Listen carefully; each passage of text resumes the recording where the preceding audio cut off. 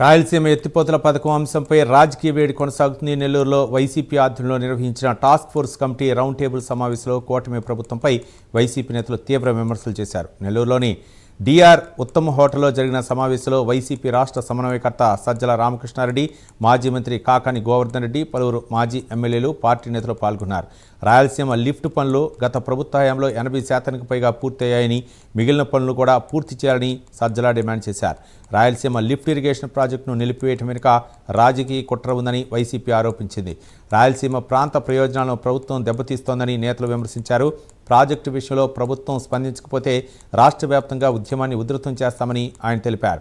రైతు సంఘాలు, ప్రజా సంఘాలు, అన్ని రాజకీయ పార్టీలు ఈ పోరాటానికి మద్దతు ఇవ్వాలని పిలుపునిచ్చారు.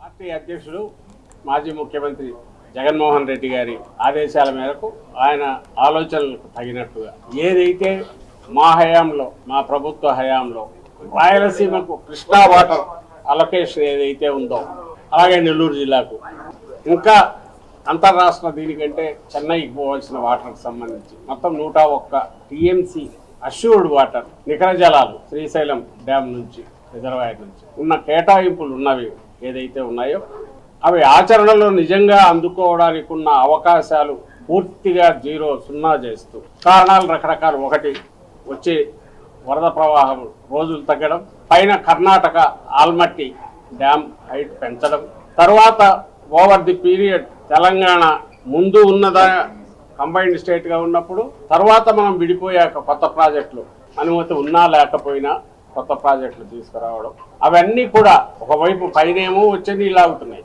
వచ్చే వరదేమో తక్కువ రోజులు తగ్గాయి. ఇంకో పక్క మన స్టేట్ విడిపోయింది, తెలంగాణ రాష్ట్రం మనకంటే తక్కువ హైట్ నుంచే నీళ్లు తీసుకోగలగడం, వీటన్నిటి వల్ల పేరుకు నికర జలాలు ఉన్నప్పటికీ రాయలసీమకు కానీ నెల్లూరు జిల్లాకు కానీ నీళ్లు వచ్చే పరిస్థితి లేని సమయంలో ఈ సంక్షోభం దీని నుంచి గట్టెక్కాలంటే, ఈ ప్రమాదం నుంచి గట్టెక్కాలంటే ఏకైక మార్గం ఆ హైట్లో, ఏ హైట్లో అయితే ఇప్పుడు తెలంగాణకు వెళ్తున్నాయో ఆ హైట్లోని రోజుకు 3 టీఎంసీ తీసుకునే రకంగా రాయలసీమ లిఫ్ట్ పథకాన్ని